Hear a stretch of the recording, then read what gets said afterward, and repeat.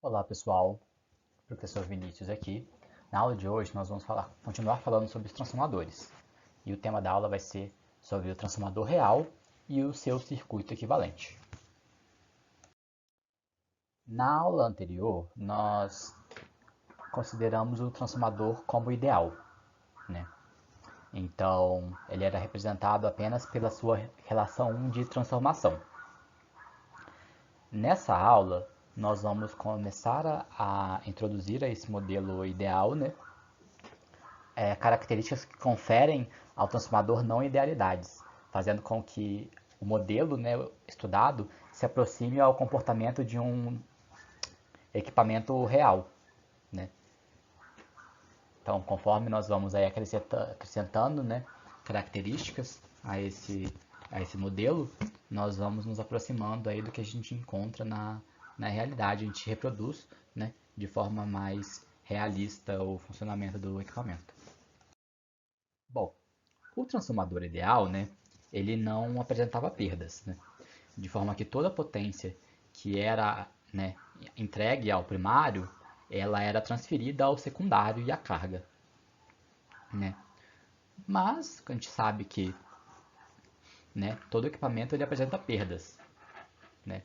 Então, os principais elementos de perdas nos transformadores são aí as resistências dos enrolamentos, né, porque os enrolamentos eles são feitos aí de material condutor, né, de cobre, de fio esmaltado. Então, uma circulação de correntes elétricas através desses enrolamentos, elas causam aí dissipação, né, de potência por efeito Joule. E, né, a gente tem aí o aquecimento desses condutores.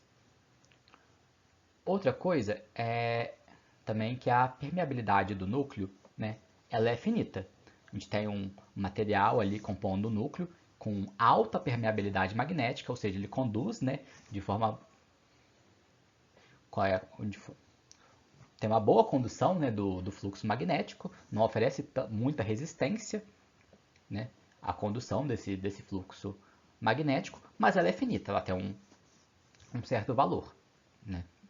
Outro problema seria a dispersão do fluxo magnético, porque nem todo o fluxo magnético causado pelos enrolamentos, né, ele fica confinado ali no núcleo. A gente tem um espalhamento do fluxo magnético ao redor das bobinas que se dá pelo ar. Então a gente tem uma perda, digamos assim, de fluxo magnético. E também nós temos aí a questão das perdas no núcleo ocasionadas por correntes parasitas e por esterese, né?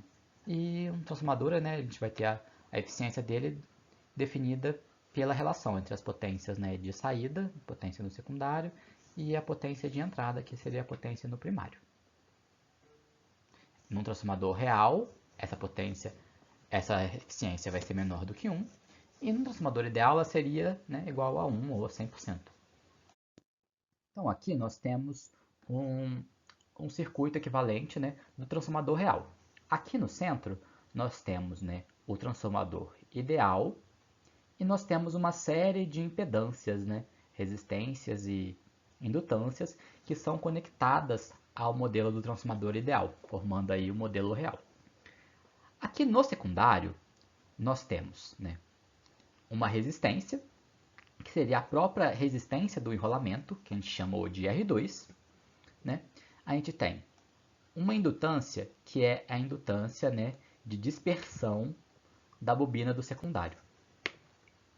Da mesma forma que no primário nós temos a resistência do R1, que é a resistência do enrolamento primário, e a reatância, né, X1, que seria aí, né, a reatância indutiva referente à dispersão no enrolamento primário. Aqui em paralelo, né, com o transformador ideal, nós temos uma resistência que é devido aí representando as perdas no material ferromagnético do núcleo, né? Seriam as perdas por esterese e por correntes parasitas. E nós temos aqui também uma reatância, né, uma indutância, que vai representar o efeito da magnetização do núcleo. Então, nós temos aí 6 parâmetros, né, de resistências e reatâncias, que vão compor aí o modelo do transformador real.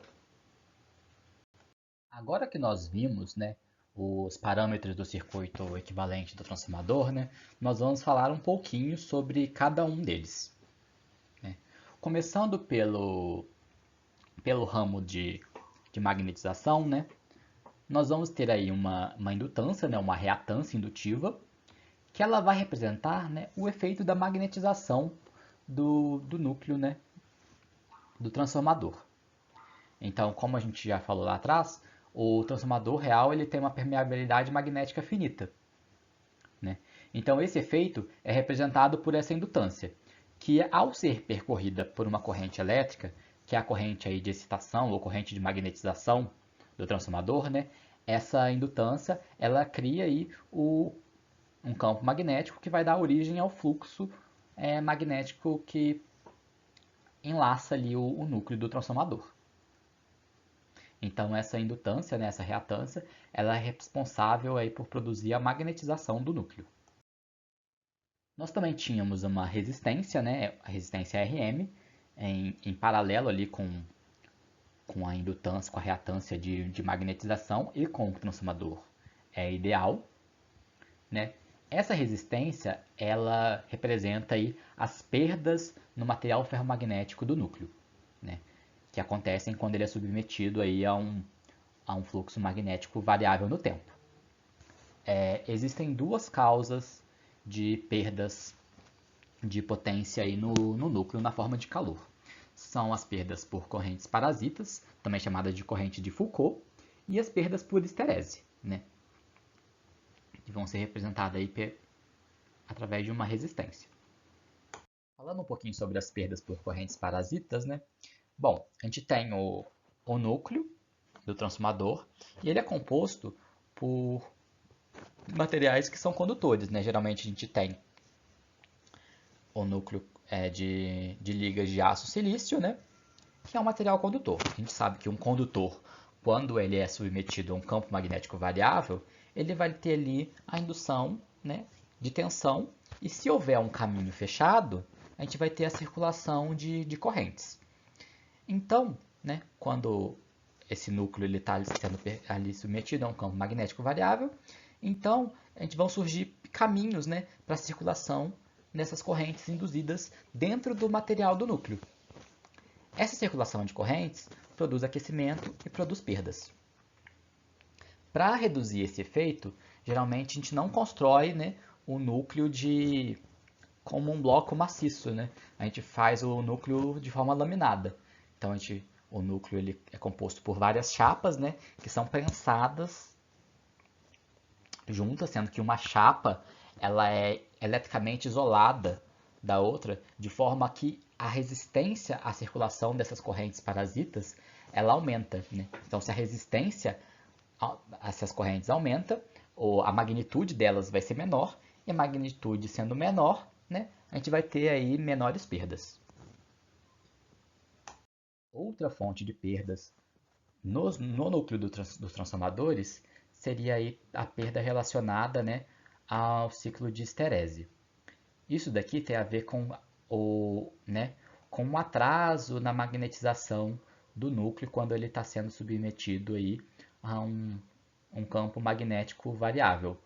Quer dizer, conforme aí a corrente, né, nos enrolamentos ela aumenta, o fluxo magnético ele não varia aí na mesma proporção, ele tem um pequeno atraso. Então a gente precisa gastar uma certa energia para conseguir, né, magnetizar e desmagnetizar esse núcleo. Então a gente tem que, né, as perdas devido à esterese, devido a essa energia gasta a mais para magnetizar e desmagnetizar o núcleo, ela está ligado diretamente, né, à área desse ciclo de esterese. Quer dizer, quanto mais largo, né, quanto maior for essa área dentro do ciclo, maior vai ser a energia gasta e, consequentemente, maiores serão as perdas, né, por esterese. Um outro efeito que nós temos nos transformadores é a dispersão do fluxo magnético, né? Então, quando nós alimentamos aqui, por exemplo, a bobina primária com tensão, nós aplicamos aqui uma tensão 1, vai circular uma corrente por esse enrolamento primário. Essa corrente vai produzir aqui um fluxo magnético que vai estar concatenado aqui dentro do núcleo. Então ele vai percorrer o núcleo passando pela bobina secundária, né? Só que nem todo o fluxo magnético fica confinado no núcleo. Uma parte do fluxo magnético, né, bem pequena, ela, né, fecha entre a bobina aqui, o norte magnético e o sul, através do ar, né? A mesma coisa acontece no enrolamento secundário, né? Uma parte do fluxo aqui que passa pela bobina secundária, ela não fica restrito ali à região do núcleo, né? Esse fluxo, essa linha de fluxo, ela fecha aqui pelo ar. Então nós temos aqui, ali uma certa fuga do fluxo magnético fora do núcleo, né? Esse efeito a gente chama de dispersão do fluxo magnético. E nós representamos isso no circuito equivalente através de uma indutância, né, de uma reatância série com as bobinas do transformador ideal. Então, como eu estava falando, né, nós temos aí, né, a dispersão do fluxo magnético representado por indutâncias, né? Então nós vamos ter uma indutância no primário, que é a indutância L1, e uma indutância L2 no secundário. Como nós estamos trabalhando aí com tensões e correntes alternadas em regime senoidal, né? Na frequência da rede, nós vamos ter essas indutâncias representadas aí pela sua reatância indutiva. Então nós vamos ter uma reatância X1 no primário e uma reatância X2 no secundário, né? Esses valores aqui já estão em ohms, enquanto as indutâncias elas são dadas em Henry, que é a unidade de indutância. Por fim, o outro elemento do circuito equivalente seria a resistência dos enrolamentos. Como eu já falei lá no início, a resistência dos enrolamentos ela foi desprezada no modelo ideal do transformador, né? Só que, como a gente sabe, né, as bobinas, né, os enrolamentos, eles são compostos de fios condutores e esses fios eles apresentam uma resistência elétrica, né? E essa resistência elétrica, ao ser percorrida por uma corrente elétrica, né, ela vai ter a dissipação aí de potência por efeito Joule. Ou seja, a gente vai ter perdas associadas às resistências desses enrolamentos, né? Essas perdas elas vão aumentar com a corrente de carga, porque se nós temos mais carga, nós vamos ter mais circulação de corrente, né? E como a gente sabe, a potência numa resistência, né? Ela varia aí com o quadrado da corrente elétrica. Então nós vamos ter aí as resistências dos enrolamentos conectadas aí em série, né, com os enrolamentos do transformador ideal e também em série com as reatâncias de dispersão. Então aqui nós temos nosso transformador real, né? Aqui no centro nós temos o transformador ideal com as impedâncias, né, conectadas. Aqui no secundário nós temos aqui em série a resistência dos enrolamentos com a reatância de dispersão.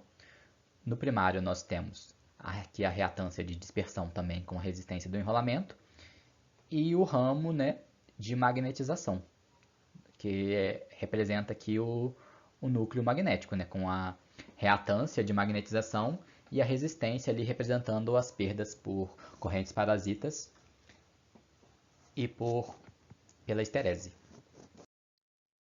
Aqui o mesmo desenho, né, do slide anterior, né, o transformador ideal,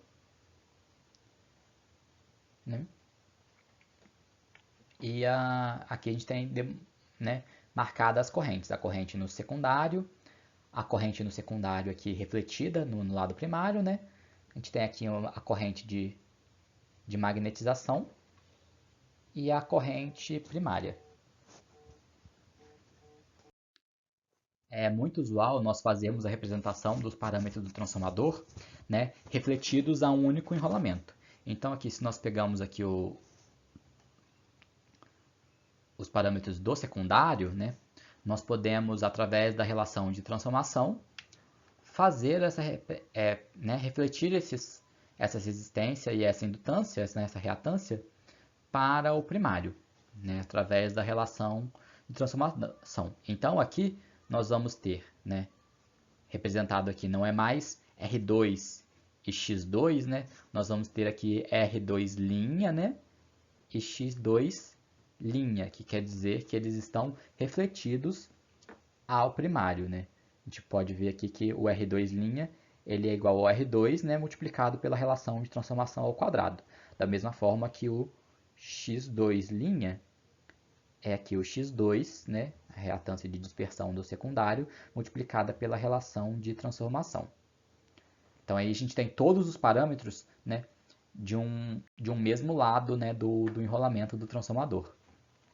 Isso vai facilitar a gente fazer a simplificação desse modelo. O que acontece é que a corrente de magnetização, ela tem um valor bem pequeno se comparado com a corrente nominal do equipamento, né, do transformador. De forma que a corrente